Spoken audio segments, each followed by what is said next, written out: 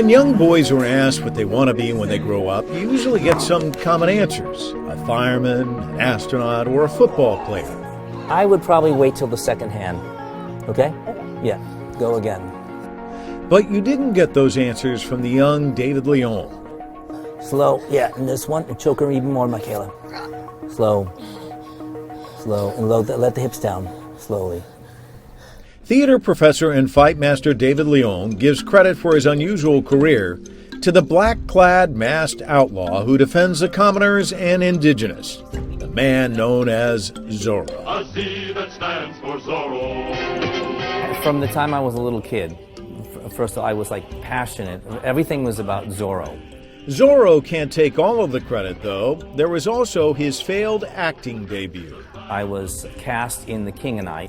So I was cast as the prince. As a matter of fact, the drama director asked me if would I take this part, and I said yes. And then so I didn't go to the first rehearsal, and so I came back and I was thrown out of the play. So I realized that acting is not my thing. And I was also a gymnast, so everyone, when I went to college, majored in theater, everyone said, anytime there was a piece of a fight, fisticuffs, punch up, a sword fight or anything, they just said, well, get Leong to do it because he was a gymnast. And that's how I got started. And so was it learning through osmosis? I mean, kind of, you learn as you go? I kind of created stuff as I went, and then I thought I'd get smart, so I read about it. I mean, you think about it, would you learn to tap dance from a book? No. Would you learn to sword fight from a book? Maybe. So I actually had a book called So You Want to Be Errol Flynn. And I read everything. I devoured that book. And then I read another book on swordplay. Probably the first 5, 6, 7, 8 years of my life, I was actually doing what I had learned out of a book. Really? Errol Flynn was a big deal. He was an idol of mine. And then I actually get to work with the man who trained him. We worked every day for months over a couple of years' time. And when I worked with him, he taught me two different things. One was the technique with the sword, but he also taught me a lot about people. He taught me he said, if you want to get anywhere in this business, David, it's not about the sword. And I said, oh, what does that mean? He goes, it's about people. And so I learned about the art of motivating people. And it's at that particular point is when it kind of boom, and it hit me. And that's when I said, I think I can make a living at this. Scene. And he certainly did. David's career spans more than 4 decades in higher education and professional theater. Since 1996, he's been a full professor of theater at the Virginia Commonwealth University Department of Theater. David has coached movement or choreographed the fights for 19 Broadway shows, including The Civil War, Fool for Love, and over 70 off-Broadway productions, including Othello with Raul Julia. He has coached hundreds of people who went on to experience success on Broadway, TV and film, regional theater, and universities across the United States, and has coached the likes of Val Kilmer, Woody Harrelson, Sigourney Weaver, Christopher Plummer, Christopher Walken, and many others. David also holds the title of Certified Fight Master, a distinction held by only 12 other people in the United States. Do you have some actors and actresses who are really into it, and perhaps others that you have to kind of massage and bring along? All the time. There was a production I did on Broadway 2 years ago called Amazing Grace, the musical. And we're reviving that show, we're remounting that show at the Museum of the Bible, which opens in Washington, D.C. I have a range of people from star actors who have never picked up a sword before, never done any kind of fighting. And I've got the person that they have to fight who's really, really good.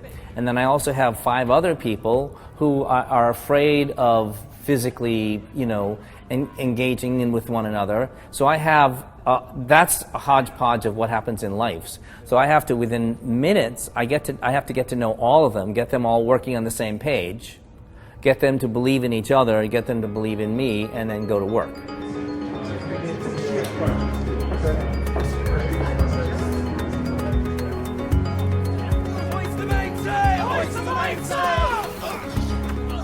there's a sea battle where the big tall ship that they're on is blown up by an opposing cannon fire, and everything goes to chaos. So I've staged that, and I've staged the smaller fights. I've staged a big gun fight between about 15 people as they're firing back and forth.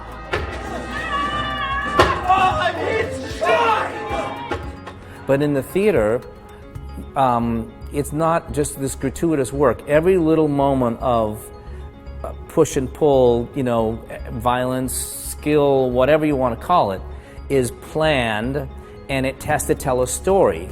All of that I have to balance very delicately, because with knowing that we're going to do this in front of a live audience. And why is that different? Because the live audience, I have to tell the truth so well that they believe it, but not so well that they'll think we're actually hurting each other. Does that make sense? Yeah, it's fake, but it's got to be real, but not so real that it's so real that that's all you're thinking about.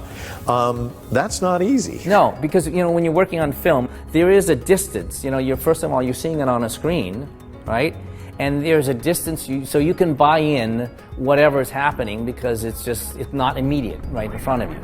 You suspend your disbelief because you go on this fantasy journey. But when you have real live flesh and blood actors in front of you, that's a whole different thing that it takes to get it to work.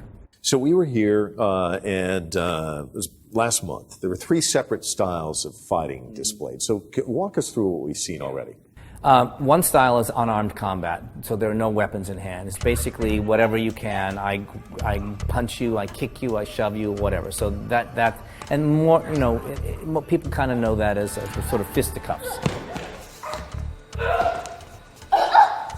Also, rapier and dagger is another style. There's a long rapier, single sword in the right hand, and there's a shorter dagger in the left hand. So it's 2 things going on at the same time.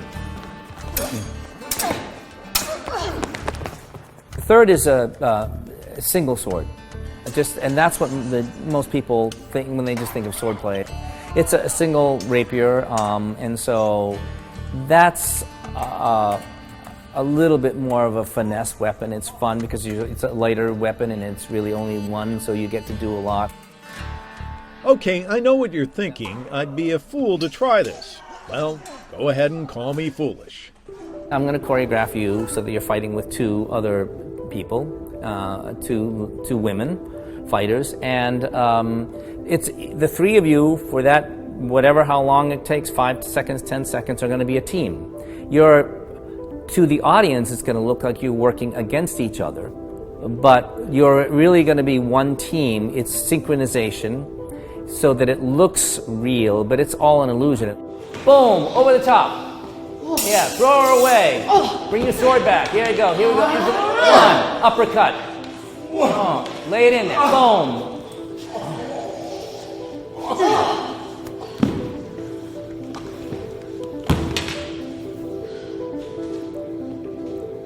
That's got to be my Academy Award. There you go. All right.